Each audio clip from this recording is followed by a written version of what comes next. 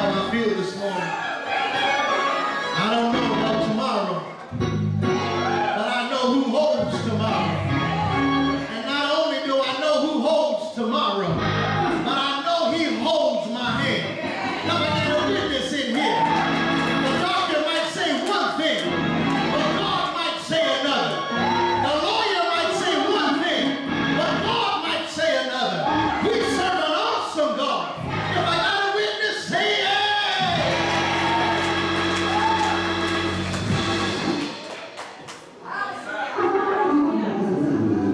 St. John 5, verse 1. All right. Thank you, physicians. After this, there was a feast of the Jews. All right. Jesus went up to Jerusalem. Now there is at Jerusalem by the sheep market a pool, which is in the Hebrew tongue Bethesda, which has 5 porches. In these lay a great multitude of impotent folk, of blind, halt, withered, waiting for the moving of the water. Somebody said the moving of the water. For an angel went down at a certain session into the pool and troubled the water. Whosoever then first after the troubling of the water stepped in was made whole of whatever disease he had. All right. Certain man was there. Somebody say certain man. Certain man. You know, sometimes they named him and other times they just said a certain man. Now why is that? It wasn't important what his name was. It was important what happened. Yes. A certain man was there, which had an infirmity 38 years. When Jesus saw him lie and knew that he had been now a long time in this case, he saith unto him, wilt thou be made whole? All right, sir. Wilt thou be made whole? The impotent man answered him, Sir, I have no man, when the water is troubled, to put me in the pool. But while I am coming, another steppeth down before me. And Jesus said to him, Rise, take up thy bed and walk. Now watch this. And after a few hours, oh, y'all reading the word. After a few days, and immediately the man was made whole. Do you really want to be made whole? I'd like to start with this topic of being made whole. I know that there are challenges that we all have faced in our lives. Right. If you can remember, when you was a child, you were either too short, too tall, too fat, or too skinny. Seeing that someone else was always smarter than you, faster than you, or more popular than you. Yes, sir. Then we grow up as an adult, we find that we're too young, or we're too old. All right. We're too inexperienced, or we're overqualified.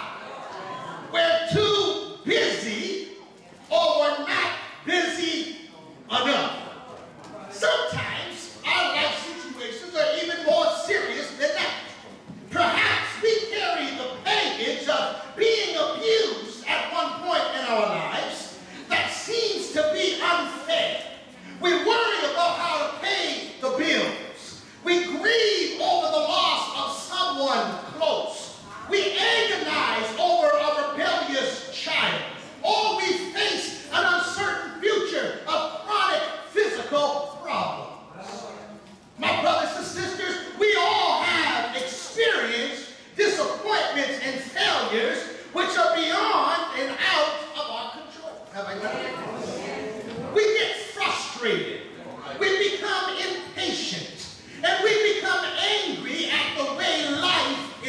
mistreating us. We even become a bit resentful and bitter. I'm not talking here at Harrison Memorial. I'm talking about people. We become resentful and what? Bitter. And I want you to know this morning that sometimes it appears as though everything happening around us is that we have the world lying on our shoulders. Maybe we can't explain exactly, or maybe we can't put our finger on it. We just know something's missing. You ever feel like that?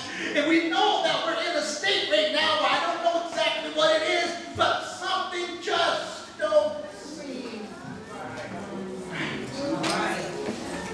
Perhaps many of us were so accustomed to our predictable, our safe pattern of living, that we become unaware that there's more to life than what's happening around us. We get so accustomed to the familiar day after day, week after week, month after month, year after year, until we fail to realize that between living, there is life. Yeah. Our status is quo. We don't just live the status quo. Our status is quo. And therefore, we fail to recognize that our souls are sick. I came to encourage you this morning that no matter whatever pain you carry in your heart, whether you suffer from spiritual pain or whether you suffer from physical pain, emotional pain, or just plain pain, I want you to know there's always an answer to your ailment. Look at this man's story. He was there 38 years he had this disease. 38 years he suffered. We don't know a lot about him, but we know that he must have had a sliver of hope, because every time the angel was about to move, he found his way to the pool. My brothers and sisters, if all you have to live on is hope, you're doing all right.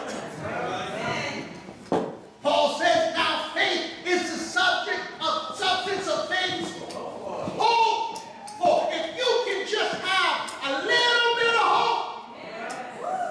Y'all taught me as a little boy, that little choo-choo train who felt he couldn't do nothing, but somebody told him he could, and he pulled, and as long as he kept saying, I think I can, I think I can, I think I can, then he realized he'd done something that at first he didn't know he could do. Sometimes we have to do that with God. I think I can make it, I think I can make it, I think I can make it, and before you know it, you've already made it.